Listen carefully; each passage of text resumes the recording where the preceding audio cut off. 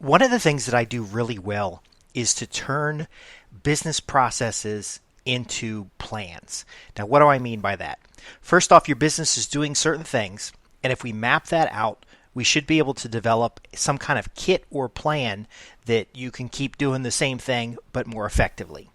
First off, I'm Justin Hitt with Inside Strategic Relations, and your ability to simplify processes to accomplish more with less and to ultimately produce a higher level of efficiency in your business is a strength. It's a valuable asset in the marketplace, and it's something that I've been doing for years with clients, and I'll teach you the basics of how I do it. So first off, the problem a lot of businesses face is they get into an activity. Now I'm talking about $1 million plus business, a $10 million business. They've got 10 or 15 employees all the way up to thousands of employees. When you have thousands of employees, this is worse, and it gets worse faster, but ultimately you have staff doing something, and as they do the work, they will adapt their behaviors to changes in the workplace. So you've established a process today, but 5 years later, that process may not function the same way, but you don't necessarily go back and change the documentation because the users of that process have adapted. There's a lot of on-the-job training that happens. Now, this is good and bad, but if you want to scale, it is horrible. And that's because that if you go from 5 people doing a task, each of them adding their own little nuances, many of them not telling anybody that they're doing little glitches, little things. I call them glitches because very often I hear a business owner say, hey, look, we can't replace Mary. Mary knows everything about the back office. If we don't have Mary, we're going to have problems. Even admitting that, you already have problems. What if Mary wants to take a vacation? What if Mary gets a promotion? What if Mary decides to go work for someone else? They've taken intellectual property and intelligence out of your organization and moved it someplace else. So my argument is, and this is not always welcome with individual contributors, but my argument is that a business is kind of like a machine. There are certain things the business has to do in order to comply with the law, in order to serve customers, in order to deliver a quality product. And if you don't have that written down somewhere, kind of like the operating system for your business, then you are at risk of having somebody leave unexpectedly. With COVID, we saw that people died. Okay, unexpectedly, people died. And then in cases of when you have dangerous environments, sometimes, or competitive environments, sometimes people will get up and leave the organization. Now, when they take that institutional knowledge with them, they are taking garbage in some cases. In some cases, they're taking highly nuanced details about your business. In other cases, it feels like that it's going to cause a problem, but really it doesn't cause any problem because what you're doing in the first place wasn't very effective. My point being is you shouldn't have those fears if you have an idea of what the hell that you're doing. So now I'm used to working in environments that have like ISO 9001, the different international standards. I'm also used to working in environments that are heavily regulated. And you might be saying, well, Justin, we don't need to document everything we're doing. And that's right. You don't have to document everything you're doing. But whatever the minimum viable process is to deliver what you expect. So you've assigned a team of people to go do something. What is the minimum viable result you want from them? And what are the paths that are required to take? So you don't need a procedural manual that details every step of approaching a problem and solving that problem for a client, or to deliver a nuanced item within a larger deliverable. And many managers make the mistake. When you ask them to write up some processes, they'll write up extremely detailed processes that sound like a Silence of the Lambs. End user puts on the lotion, rubs the lotion around. I'm not talking about that. I'm talking about a framework for your business that guides you to create consistent results, to deliver projects on time, to have accurate bookkeeping, to have accurate records of performance, to have an accurate understanding of the process so that when you scale the process, you can add more people and you don't have to have like a large ramp up time. So for example, in Mary's case, if Mary had somebody who covered her during her vacations, that person would also gain the knowledge that Mary has. If you have an outline of what's expected of the position, you'll be able to better review review Mary's performance as well as this other person's performance. And then ultimately, if Mary gets up and gets a better job because you've been a cheap bastard, you haven't paid her for what she's done, then you either have somebody to replace the role or you have a process to get the next person on board and ready to go. Now, I mentioned the pay part because many employees, and then this is where I start irritating individual contributors because they know this is true, but they won't admit it. But many employees try to make themselves indispensable. Now, what does that mean? I see it as a little saboteur that's in the organization doing things that get the results that you're looking for, but nobody knows what the hell they're doing. They become a black box. And their belief is, and it could be Mary's belief in this particular example, is that if they are able to do something and when they're not there, everything goes to crap, that they're going to be more needed in the organization, and then the organization will become codependent upon those individuals. Now, those individuals don't understand that black boxing their job actually hurts them more than anybody else because they never get to move to manager or team lead, or they never get to replace themselves and move along to a better, higher paying job. And very often they'll get pigeonholed in the job that they have because they're the only one that can do it. My role has always been to train my replacement day one. I want to have a clear picture of what the work is, what I'm doing, why am I doing it, what's the expected deliverables, how do I measure success. Okay, going from there, I immediately start training a replacement because after a year or two, I'm going to want to go on vacation. And then I want my going on vacation to be non-eventful. Now, I get this from being a consultant. I'm not trying to camp out at the client site as a consultant because it gets boring, and then there's actually conflicts that start to arise when a consultant's been around for too long. And I've seen this when working with KPMG. I've seen this working with PwC and a lot of the other consultants that are out there, is that they keep inventing new stuff to do, and if you're not paying attention, now you're working for them instead of them working for you. But ultimately, that packaged process allows us to say, what is Mary doing and what's its value to the organization, so that you can reward Mary so Mary doesn't leave. But also, what if we need 5 more Marys? Where would we find them? What skills do they need? What type of work are they focus on?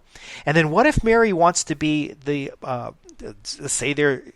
she's a secretary right now, she's in an administrative role, an individual contributor, and she wants to run the whole office because she has the skills, she has the understanding, and she has the ability, but you don't need to be running the whole office because you haven't scaled, you haven't grown.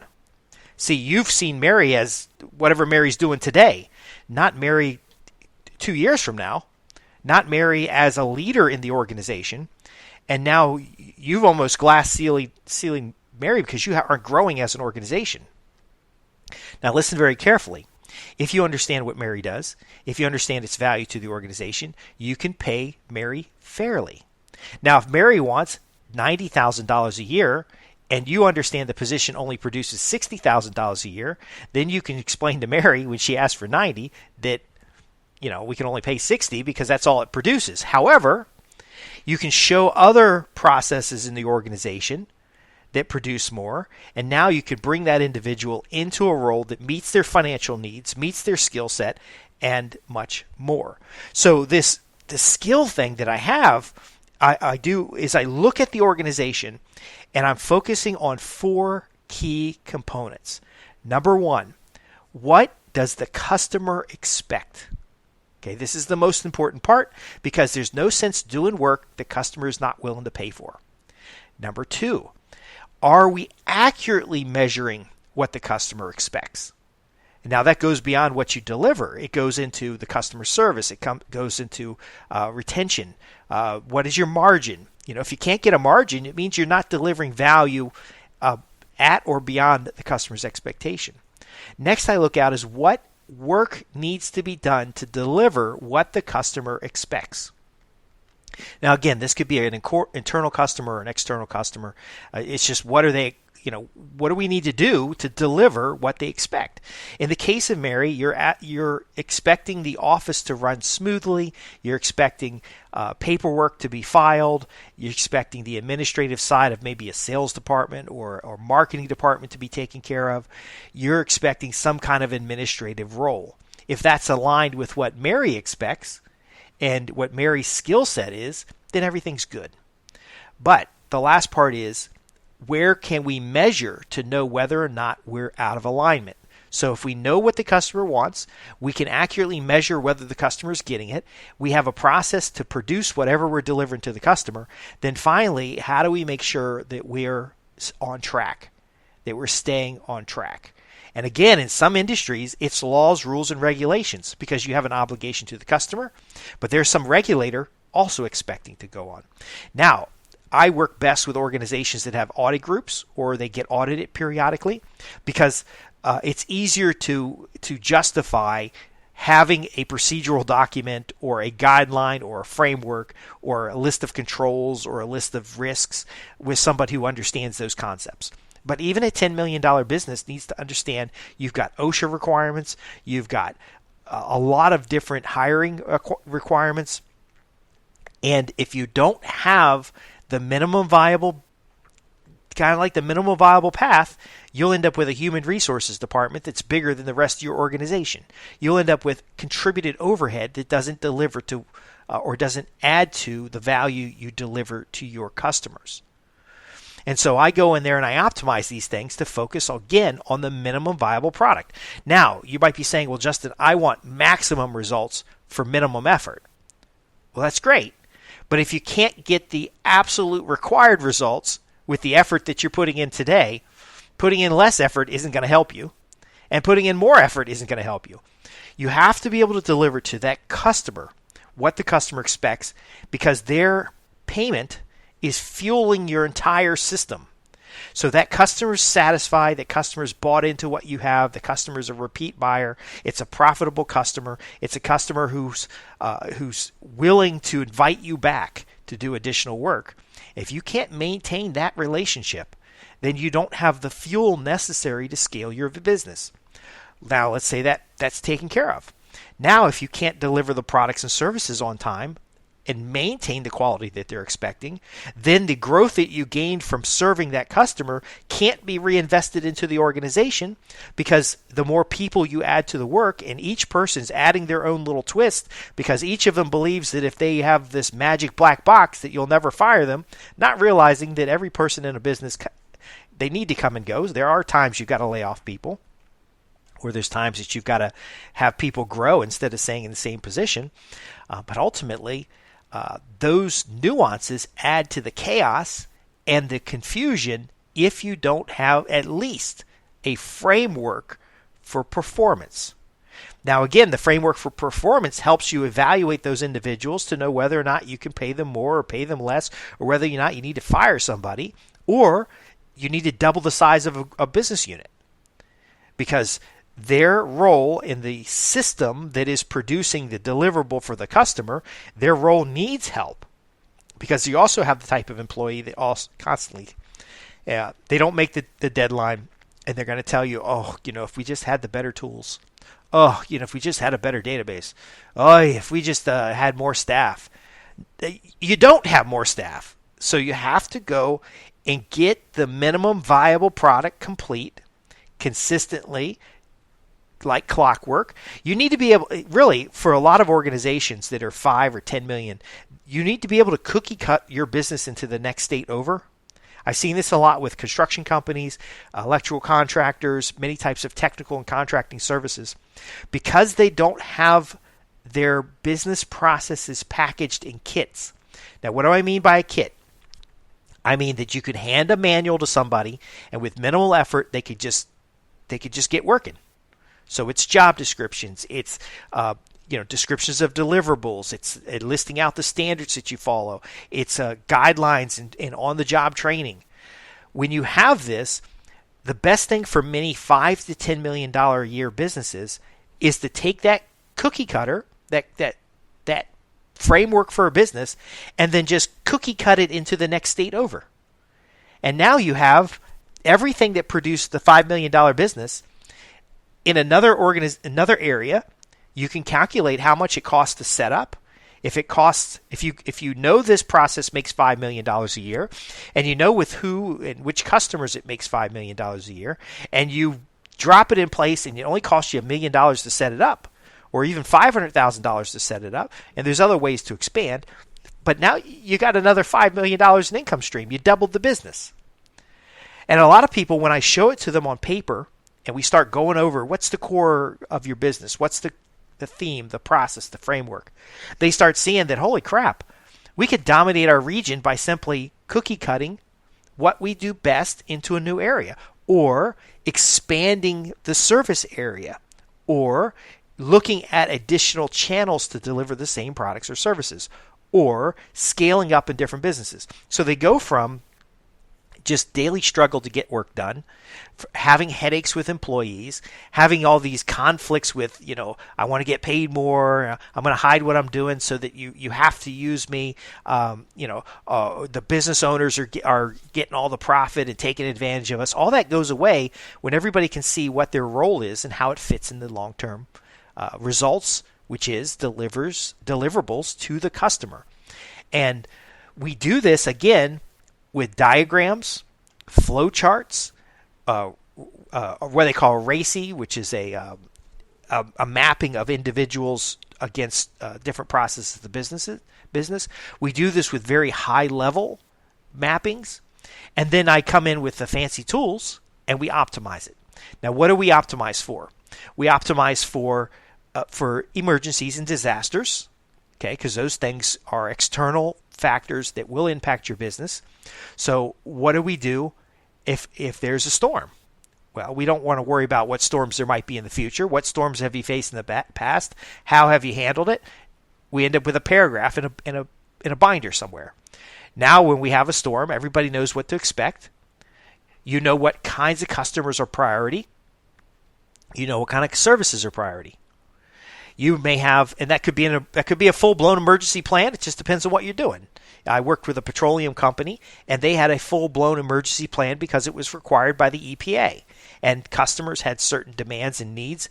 They even had segmentation of customers so that when there was an emergency services got fuel before just a regular delivery guy that probably couldn't drive his truck out there anyway.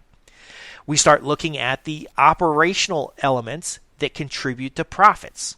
Okay, because we could take years and map out every detail of your business, but what use is that? Let's start with what serves the customer, what serves the bottom line, and what keeps us straight when it comes to laws, rules, and regulations. If you just get those things down, the upside is incredible. Then we can go into the business process of producing each deliverable, and even at a high level, 1 or 2 pages, you can now start seeing where you can cookie cut, where you can increase volume, where you could focus emphasis. So let's say you have a deliverable that's highly profitable. We can start researching and looking at what kind of customers buy this product and where do we get more of those customers. Now, when I talk about business development, and I'm going to leave you with this, I am talking about developing the business to become more profitable, more functional, meaning we iron out some of these challenges you might have, whether it's people not doing their job, or people doing their job in a way that's concealing what they're actually doing, or people who are doing a job that's inconsistent with the outcomes you need to produce. We optimize the marketing side because that's as close as we can get to the customer. And then once we have a customer, we optimize the customer relationship and retention. Then we start moving into, so we've increased the income coming in, we've increased the free net cash flow. Then we start looking into where can we expand? Where can we grow the operation in a measured way? Because we've kitted out these processes. How do we grow in a measured way where we can just plug and play? Where we can start adding commodity individuals. Now, again, that's why individual contributors don't like this. I tend to work with stakeholders because when I say words like commodity individual or filling roles, they don't want to know that we can go from 3 welders to 30 welders, and if some of the welders aren't producing, we get rid of some. That's just the function of a business, is to efficiently serve a customer. If you've got somebody who's irritating your customer, you need to know that you could just let them go and get a new person, because you have that role clearly defined. Now, as a stakeholder, this allows you to have a more stable organization and, in fact, serve the customers and employees who are delivering within the framework of your organization. Now you know who your top contributors are and your top producers, so you're not worried in keeping somebody you don't need to keep. You're actually keeping those people who are producing on the bottom line.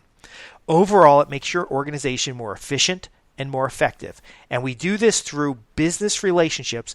And the particular relationship I just described is the framework that ties all the individuals and entities of your organization together into a business system, the operating system of your organization. Now you can do just like Microsoft does. And all you got to do is find the conditions where that operating system is profitable. And now you can set up in the next town over. You can set up in a new marketplace. You can set up with a new type of customers. You can start creating scalable results that are efficient and effective and that have the measures in place to know the difference. I'm Justin Hitt with Inside Strategic Relations. If you want to learn more about scaling your business, going from 5 million to 10 million to 100 million in sales, and more importantly, delivering bottom line free net cash flow in order to fund these types of activities, you can have a business that's more effective, that produces more with fewer resources when you mind these business relationships and you mind the interconnections and, of course, develop a framework for execution. Be sure to ask your questions. You can always visit us at www.insidestrategicrelations.com. You can join our free newsletter or ask questions on the contact page. I'd love to hear from you, and I'd love to hear about your success stories. I'd love to hear about your challenges to what I'm sharing here. One of the strengths that I've had over the years, again, is to package processes to create consistent results. And I've shared with you an overview of how to get started with it, and I would just enjoy hearing you using these insights. Thanks for listening.